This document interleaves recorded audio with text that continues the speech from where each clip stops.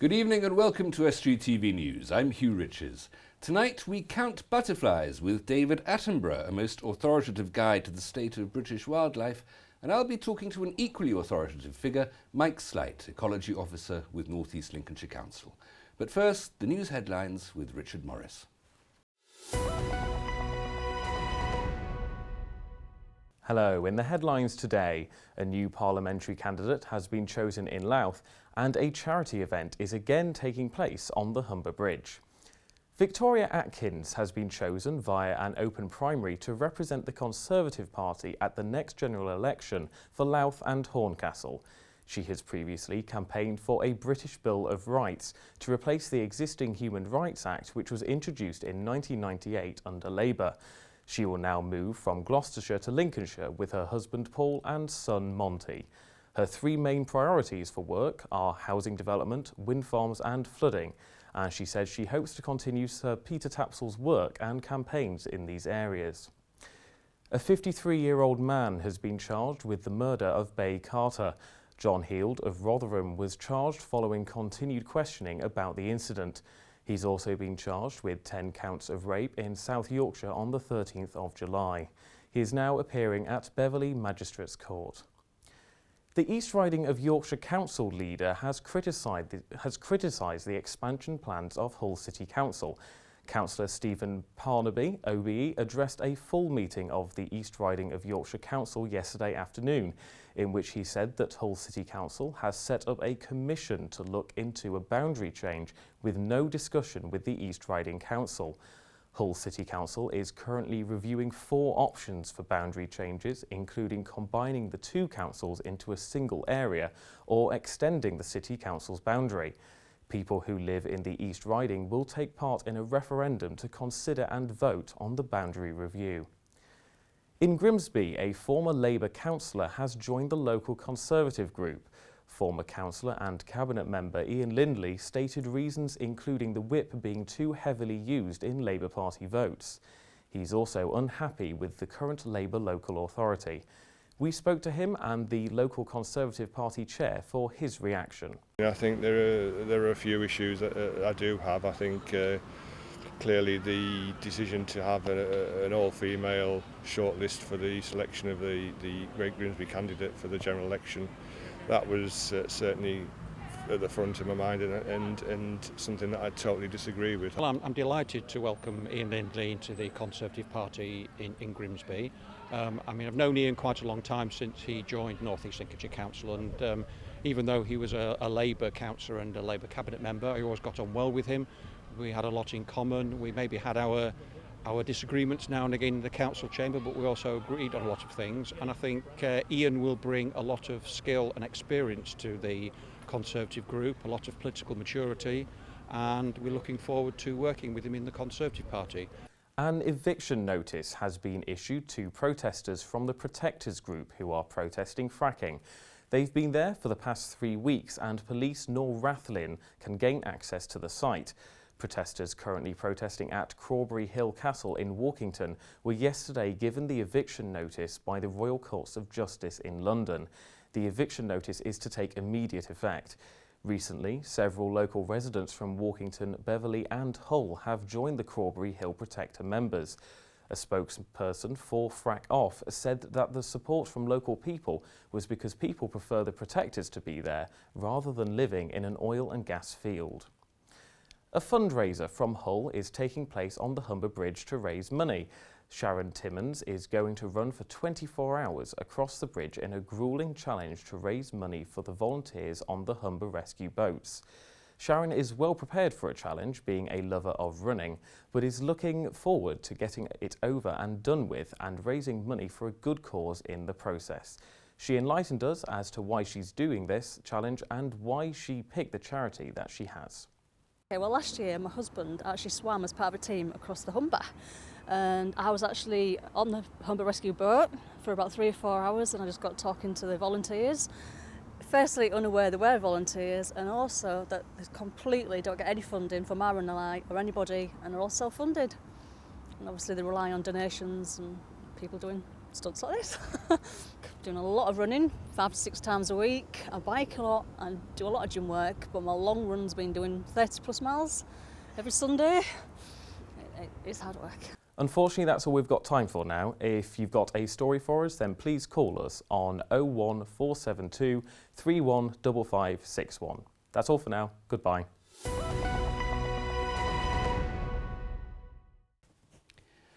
Butterflies are a crucial indicator of the health of the countryside. Red admirals, tortoiseshells, cabbage whites.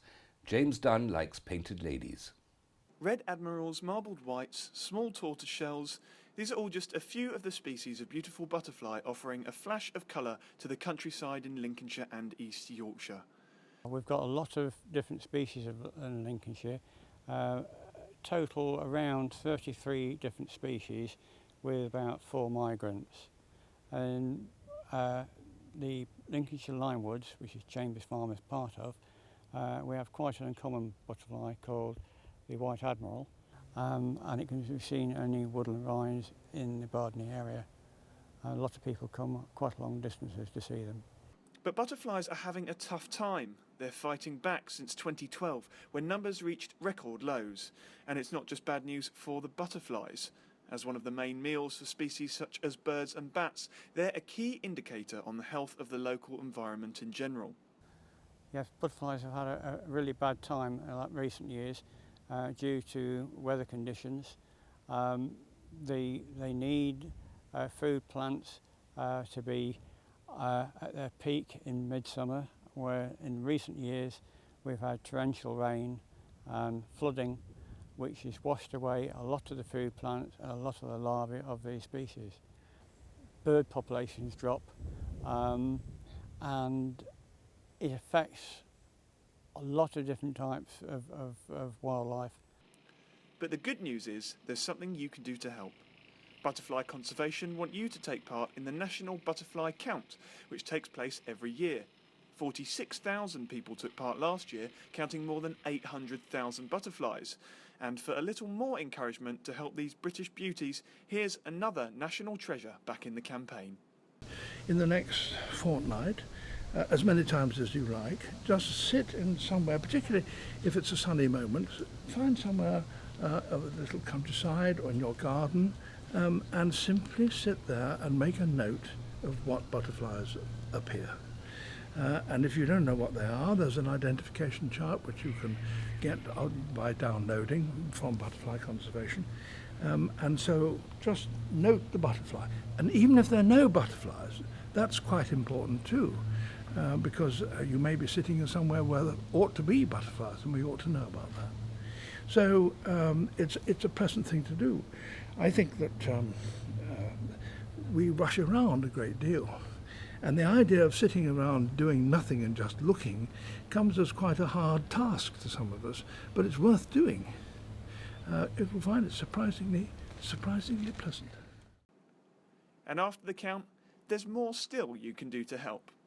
People can do more things to help butterflies in the gardens by planting the right species of plant to attract butterflies, both flower-wise and food plants.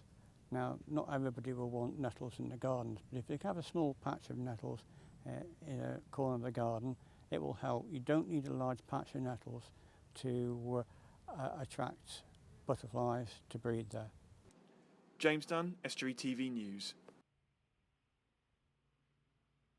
Responsibility for the health of the environment south of the Humber falls at least partly on my guest this evening, Mike Slight, Ecology Officer for North East Lincolnshire Council. Mike, many thanks for coming in. How is the butterfly population in North East Lincolnshire? We've seen a few this year, especially around the sand dunes. And I've got one that Budley has sprung up in my drive, and today it was absolutely full of peacocks. So, have we got the usual good spread of species? Yeah, I've seen a good spread of species this year. Yeah, so we're looking good at the minute. Your patch as Ecology Officer covers some fairly different kinds of terrain, doesn't it? It stretches from the tops of the wolds down to the estuarine and the maritime environments along the coast. Yeah, that's right. We do all of the area of North East Links. So we've got the AONB, which is the area of outstanding natural beauty, which the wolds are. Yep. And then we've got the Humber Estuary, which is triple SI and various other designations which are European and international. Your patch also covers a heavily industrial, fairly heavily residential, but heavily industrial a piece of terrain. What impact does that have on the ecology of wildlife? Well, that's one of the jobs I have is when we've got new industry coming in, assessing how it's going to affect the ecology of the area, what we can do to improve the ecology around it. And a lot of businesses these days are keen to work with you in doing that. Any development down the estuary has to comply with the habitat regs, and even those that are on land still have to comply with the habitat regs. So that's something that we always have to check out. Whatever development it is, even housing. You have, at the mouth of the Humber, you have quite a good gauge for the ecology of the whole of the north of England, really, don't you? Because everything going into all the rivers that flow into the Humber, all that sort of rain wash down from the heart of England is going to come past your patch. Can you tell how things are up in Yorkshire and across on the Pennines from how the water flows past you? Not really, no, but we are draining something like 24% of the UK within the Humber catchment area, and that's something that's coming up more and more now. We've got a relatively new thing coming in, which is the Water Frameworks Directive, and that looks at the state of our rivers and how we can improve the rivers. And the Environment Agency is running with that, but we work in partnership with them when they come down to our area. There's a balance to be struck, isn't there, between the benefits of the wildlife, the various species, the mammals, the reptiles, the birds, and the plants, I suppose, and the benefits for humanity. If you build a house, if you build a factory that employs people, it's going to be taking away some environment from the wildlife. How does one make that judgment when will protecting wildlife become damaging to human activity? It's a difficult balance to go, but it is important that we protect our wildlife. Our wildlife's supporting the environment that we need in order to survive. Everything that's green is supplying us with the air that we breathe, so it's important that we hang on to it. A lot of our open space is actually feeding us, so we're getting, because of agriculture, we're getting our food. So we can't develop too much on open space because it's delivering something for us.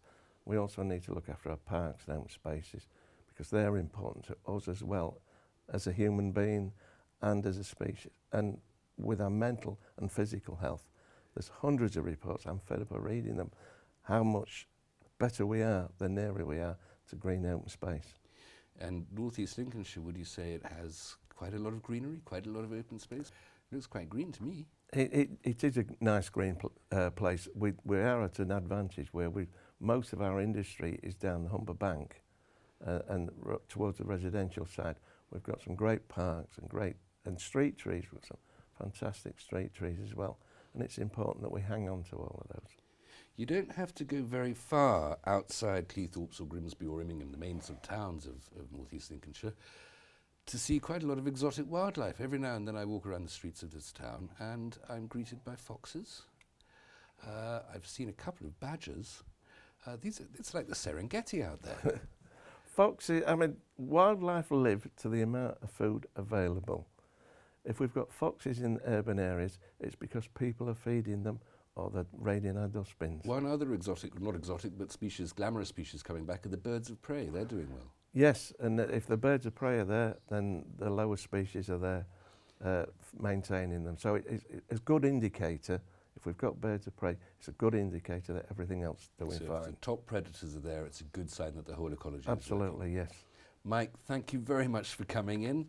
That's all we have time for this time, I'm afraid. If you have a story for us or any other reason to get in contact, please email news@estuary.tv or contact us via our Twitter or Facebook pages, or give us a call on 01472 315561.